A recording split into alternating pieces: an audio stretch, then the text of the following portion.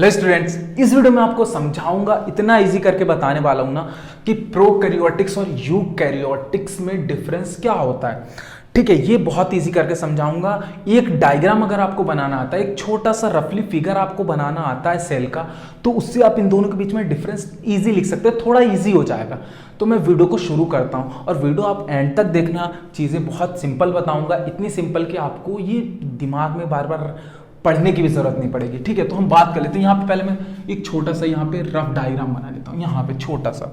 ठीक है, तो देखिए सबसे पहले क्या होता है, एक छोटा सा, इसको हम क्या कहते हैं, न्यूक्लियस।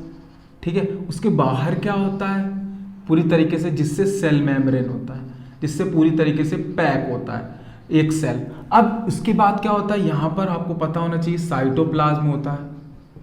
ठीक है, इसके अंदर क्या होता है, न्यूक्लियोप्लाज्म होता है। इसके अंदर एक छोटा सा न्यूक्लियोलस होता है। ठीक है, इतनी चीजें आपको पता है। उसके बाद एक माइटोकॉन्ड्रिया पता होना चाहिए। ठीक है, इतना पता है। उसके बाद गोल्जी बॉडी, सिंपल सी चीज है, गोल्जी बॉडी। उसके बाद यहां पर आता है एंडोप्लाज्मिक रेक्टिकुलम, उसके ऊपर छोटा छोटा राइबोसोम रहता है और यहां पर सेंट्रॉइल्स भी रहते हैं। तो ये सब चीजें होती है, उतना डीप में हमें नहीं जाना, इतना आपको पता है तो थोड़ा आपको इजी हो जाएगा लिखना। ठीक है, और इसको हम न्यूक्लियस मेम्ब्रेन भी कहते हैं। ये वाला जो है, इसको मैंने हम न्यूक्लियस मेम्ब्रेन भी कहते हैं। ये पूरा जो है वो न्यूक्लियस होता है और जो ऊपर का परत होती है वो क्या होती है, न्यूक्लियस मेम्ब्रेन होती है। तो इतना आपको पता है, तो आप देखिए डिफरेंस क्या होता है। तो सबसे पहले आपको बताना चाहूंगा कि जो प्रोकैरियोटिक्स लिविंग ऑर्गेनिज्म होते हैं वो यूनिसेल्युलर होते हैं। उनके अंदर एक ही सेल होता है, एक ही सेल होता है किसके, प्रोकैरियोटिक्स के अंदर। और यूकैरियोटिक्स के अंदर क्या होते हैं, मल्टी सेल्यूलर, मतलब एक सेल से ज्यादा होते हैं लिविंग ऑर्गेनिज्म के अंदर सेल, तो हम उन्हें क्या बोलते हैं, यूकैरियोटिक सेल बोलते हैं। तो ये सबसे पहला डिफरेंस क्या है कि ये क्या होते हैं, मैं लिख देता हूं, लिखते हुए चलते हैं हम। Most prokaryotics are unicellular. ठीक है, और यहां पे क्या लिखेंगे, number first, most eukaryotics are multi cellular. ठीक है, पहला हो गया डिफरेंस। अब बात करते हैं दूसरे डिफरेंस की। तो दूसरा डिफरेंस क्या है, देखिए दूसरा डिफरेंस बहुत सिंपल है कि जो हमारे यूकैरियोटिक सेल्स होती हैं लिविंग ऑर्गेनिज्म के अंदर, उसमें क्या होता है कि न्यूक्लियस मेम्ब्रेन, जो मैंने आपको बताया, इसको क्या कहते हैं, न्यूक्लियस मेम्ब्रेन कहते हैं। ये जो गोला है, मैंने यहाँ पे लिखा है ना, ये क्या बोलते हैं, ये जो वाला पार्ट है मैंने यहाँ पे कहीं पे नहीं लिखा तो अभी लिख देते हैं। इसको हम क्या कहते हैं, न्यूक्लियस मेम्ब्रेन। ठीक है, तो जो हमारे प्रोकैरियोटिक सेल्स होती हैं, प्रोकैरियोटिक सेल के अंदर क्या होता है कि न्यूक्लियस मेम्ब्रेन नहीं होती है। ठीक है, और इसमें क्या होता है, यूकैरियोटिक्स में न्यूक्लियस मेम्ब्रेन होती है। तो मैं क्या लिख सकता हूं डिफरेंस में कि न्यूक्लियस मेम्ब्रेन इज एब्सेंट, और यहां पे क्या होती है, न्यूक्लियस मेम्ब्रेन इज प्रेजेंट। ये कितने हो गए, दो डिफरेंस।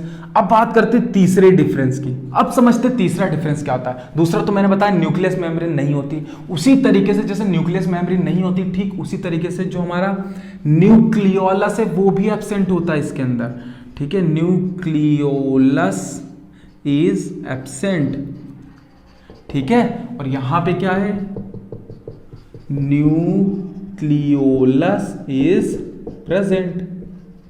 बहुत ही सिंपल से डिफरेंस है।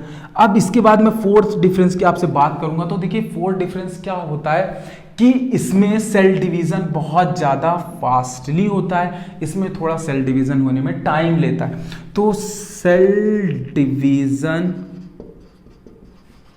इज फास्ट 20 मिनट्स, यानी 20 मिनट्स में इसका सेल डिवीजन हो जाता है। यहां पर क्या होगा, सेल डिवीजन इज स्लो, जिसमें कि आर 1 घंटे के आसपास लग जाता है। 4 डिफरेंस। 5th डिफरेंस क्या होता है कि जो हमारे प्रोकैरियोटिक्स होते हैं उसका एग्जाम्पल क्या है, यहां पर होता है bacteria and blue green algae, ठीक है। और इसका जो एग्जाम्पल है वो क्या होता है कि जो हमारे ब्लू ग्रीन एल्गाई और बैक्टीरिया को छोड़ के जितने भी होते हैं, जैसे कि बात करूं मैं आपसे fungi, plant and animal cells are eukaryotics, ठीक है। ये कितने हुए? 5 डिफरेंस। अब मैं देखिए इसमें 6 डिफरेंस की बात कर लूं। जिस तरीके से मैंने यहां पे क्या लिखा कि न्यूक्लियस मेम्ब्रेन एब्सेंट होती है, न्यूक्लियोलस नहीं होता है, ठीक उसी तरीके से और भी जो सेल के ऑर्गन्स होते हैं, सेल ऑर्गेनेलिस कहते हैं जिसको, CELL, सेल ORGENELLES, यानी कि बेसिकली सेल ऑर्गन्स भी कह सकते हैं। वो क्या होते हैं? जैसे कि माइटोकॉन्ड्रिया, गोल्जी बॉडी, प्लास्टिड, ये सब भी क्या होती हैं कि हमारे प्रोकैरियोटिक सेल में एब्सेंट होती हैं। तो चाहे तो मैं ये डिफरेंस लिख सकता हूं कि जो हमारी प्रोकैरियोटिक्स होते हैं उसमें माइटोकॉन्ड्रिया,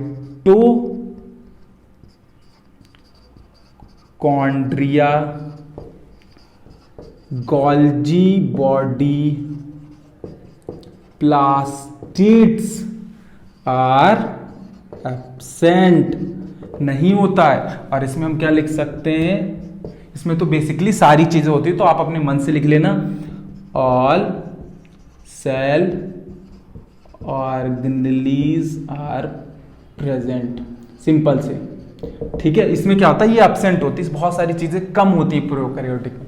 तो आई होप आप इस तरीके से आपने डिफरेंस को लिखना सीखा। आई होप आपको समझ में आई चीजें। और अगर आप ऐसे ही और वीडियोस देखना चाहते हैं तो चैनल को लाइक और वीडियो को सब्सक्राइब, मैंने उल्टा कह दिया जानबूझ के कि थोड़ा सा आप समझे, वीडियो को लाइक और चैनल को सब्सक्राइब जरूर करना। तो मिलेंगे ऐसी नेक्स्ट वीडियो के साथ। Make easy learn easy.